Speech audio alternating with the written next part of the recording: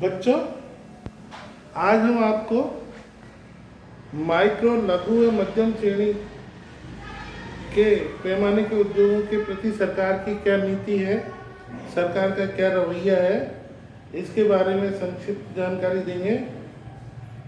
Micro, लघु व मध्यम उपक्रमों पर कार्यकारी दल ने अपनी रिपोर्ट प्रधानमंत्री को 30 जनवरी 2010 को प्रस्तुत की।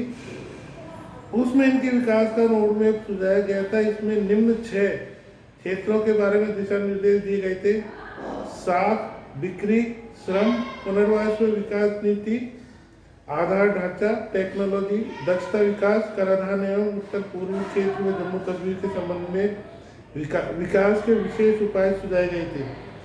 इनका क्रियान्वयन प्रधानमंत्री के मुख्य सचिव की अध्यक्षता में गठित एक समूह करता है और प्रधानमंत्री की अध्यक्षता में गठित MSME परिषद इसके विकास की समीक्षा करती है।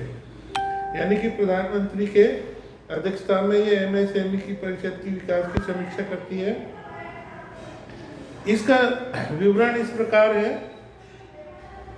राष्ट्रीय विनिर्माण प्रतिस्पर्धात्मक कार्यक्रम के तहत इसकी प्रक्रियाओं, डिजाइन और टेक्नोलॉजी और बाजार के संबंध में सुधार के प्रयास किए जाते हैं। 2010-11 में 4.16 लाख व्यक्तियों के लिए दक्षता विकास स्किल डेवलपमेंट कार्यक्रम रखा गया। इन उद्योगों के विकास के लिए क्लस्टर दृष्टिकोण अपनाया गया। 28 राज्यों में 7 संघीय क्षेत्रों में 471 क्लस्टर स्वीकृत किए गए।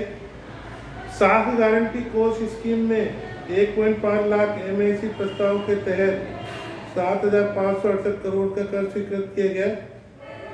साख से जुड़ी पूंजी समस्या सब्सिडी स्कीम 15% टेक्नोलॉजी अपग्रेडेशन के लिए दी गई। प्रधानमंत्री के रोजगार सृजन कार्यक्रम PMEGP के तहत 2.31 लाख व्यक्तियों को रोजगार देने के लिए बैंकों ने कर्ज प्रदान किया। उत्पादन और बिक्री में मदद के लिए बाजार विकास सहायता स्कीम के तहत कारीगरों को प्रोत्साहन देने की स्कीम लागू की गई। एशियन विकास बैंक द्वारा खादी व ग्रामीण उद्योग खादी के विकास के लिए वित्तीय सहायता दी गई। 2 नवंबर 2018 को प्रधानमंत्री के द्वारा MSME की तेज प्रगति के लिए 12 प्रमुख घोषणाएं और की गई। 1 करोड़ रुपए तक के कर्जों की स्वीकृति सिद्धांत ऑनलाइन पोर्टल के जरिए 59 मिनट में प्रदान की गई। इसकी राशि 49,330 करोड़ रही।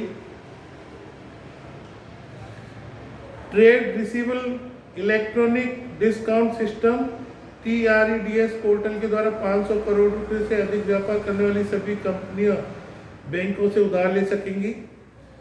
समस्त केंद्रीय सार्वजनिक क्षेत्र इकाइयां अपना 25% माल MSME इकाइयों से ही खरीदेंगी। सभी GST में पंजीकृत MSMEs 1 करोड़ रुपए तक के अतिरिक्त कर पर ब्याज में 2% की रियायत प्राप्त कर सकेंगी।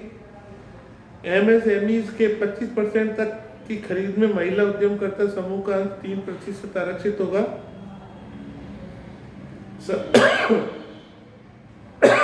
सभी केंद्रीय सार्वजनिक उपक्रम अपनी खरीद का माल JEM सरकारी पोर्टल के माध्यम से प्राप्त कर सकेंगे। 6,000 करोड़ रुपए की लागत से 20 टेक्नोलॉजी केंद्र और 100 प्रसार केंद्र स्थापित किए गए।